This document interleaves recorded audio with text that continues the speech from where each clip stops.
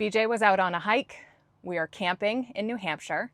I realized that I did not pack ice for my iced coffee. So I wanted to see just how fast ice would freeze in our freezer, if at all. Let me show you my baggie of ice. You're gonna go in the refrigerator and freezer so you can see what I'm talking about.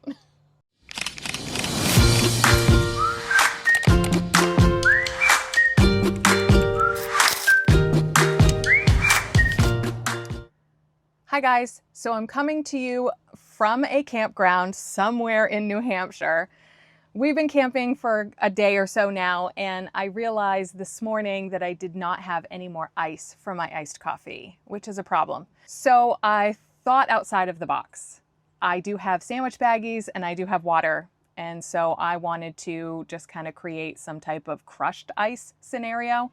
I put the baggie in the freezer around 10 a.m. this morning, and by 3, when I checked on it again, it was frozen solid. And I just thought this would make a great video to demonstrate to you guys how we fixed our freezer. Our freezer before our little modification would keep things semi-frozen. It certainly was not frozen.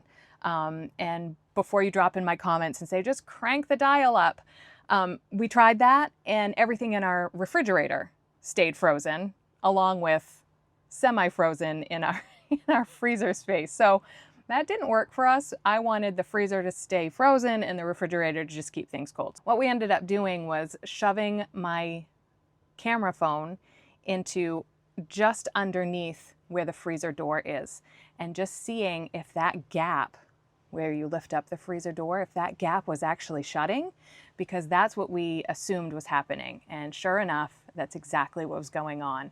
As it was trying to freeze, a lot of that cold air would sink and go into the refrigerator, and things were not frozen. After a bit of trial and error, we decided that we needed to put something on the freezer door itself. So we did this quick modification, and it seems to be working fairly well. Okay, welcome to our fridge and freezer. The problem is there's a gap under here, and it never really fully closes. And so that's why our freezer wasn't really keeping things frozen. So we added these fun little foam blocks to it. It doesn't look great, but it works like a champion. We added these 2 foam blocks to the freezer door so that when this piece shuts against them, it actually closes tight. So when we did our experiment, we put the phone in here, and I was viewing under this piece right here, and that's where the gap was. So once we added these foam blocks to make that freezer door actually stay shut, we could freeze things so much better, and they would freeze quicker. So this piece is what will touch these foam blocks and keep that freezer shut. So for science, you're gonna go in the refrigerator and freezer so you can see what I'm talking about. Okay, in the name of science, here we go. Closing the door. Opening the door. Closing the door. Opening the door.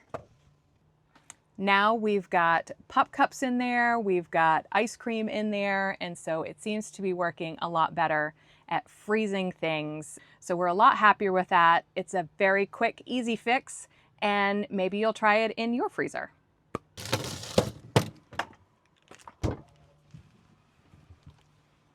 Okay, here's my baggie of ice. You can see it is legitimately just a sandwich bag filled with water that is now frozen.